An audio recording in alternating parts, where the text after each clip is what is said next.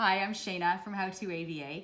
I'm going to show you the Receptive ID program that we have. I'm going to teach it in a very discrete trial format, but this is what it looks like. So the first step here is teach the student to match a non-identical item in a field of 3, which means I could just, hold up something like this. It could be a picture, it could be an object, and I might just say apple, or show me apple, or match with apple, whatever it is, and the student has to do this, apple. That's it. That's our first step. Apple, student matches. Got it. How I would take data on that is teaching step number 1, and I hold up an apple and I say apple, or show me apple, and the student matches like this. I am going to circle no, but I'm also going to prompt. So he goes to do this, and that's apple. Great. Now keep in mind here, one of the prerequisite skills for this is that the student should be matching. That would be another program that he should have mastered for this program. He does this, and that's a no, he didn't match properly. Oh, that's a yes, etc. So say he understands and he matches consistently, moving things around. Apple, he matches apple. Apple, hey, apple, you've got it, he's got it. I mark this down, he gets 80%. My criteria for mastery is 80% for 2 consecutive days. So I'm going to do this again the next day. And apple, he matches apple, yay, and move these around. Apple, he matches apple, you got it. Hey, show me apple, he gets it. I don't need to do 10 trials, I know he's getting it. I'm gonna mark 100%.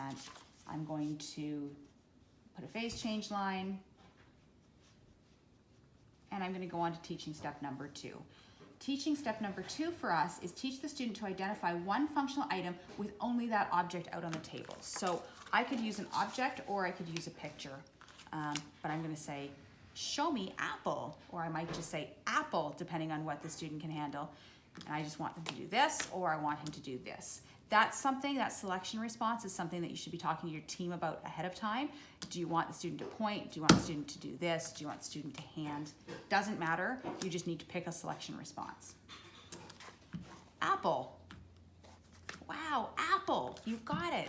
Apple, wow, apple, apple. That's teaching step number 2. Pretend I took data on that.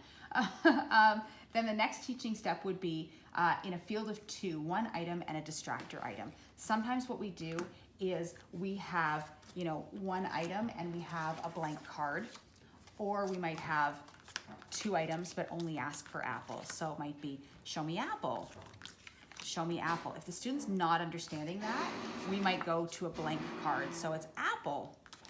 Wow, you got it, apple, amazing, apple, etc.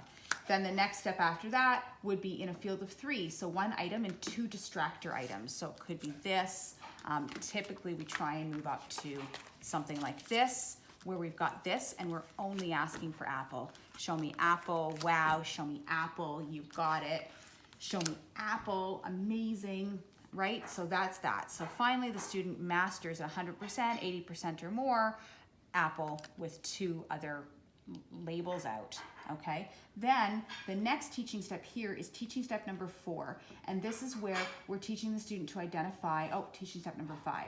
We're teaching the student to identify another functional item when randomized with the first label and taught with 1 distractor. So the next item I'm going to choose is ball. Okay, so I might have to do something like this. Ball, good, show me the ball. Wow, show me the ball. That's not written in the steps. That is something that you might have to add in if the student's not getting it. But you could do something like this. Show me apple, you got it, that's apple. Where's the ball? You got it, that's the ball. Where's the ball? That's the ball. Wow, show me apple, good. Where's that ball? Excellent. Once the student's understanding that, you can add in another distractor and just ask for apple and ball and still randomize. And then eventually you're going to randomize between apple, ball, and shoes.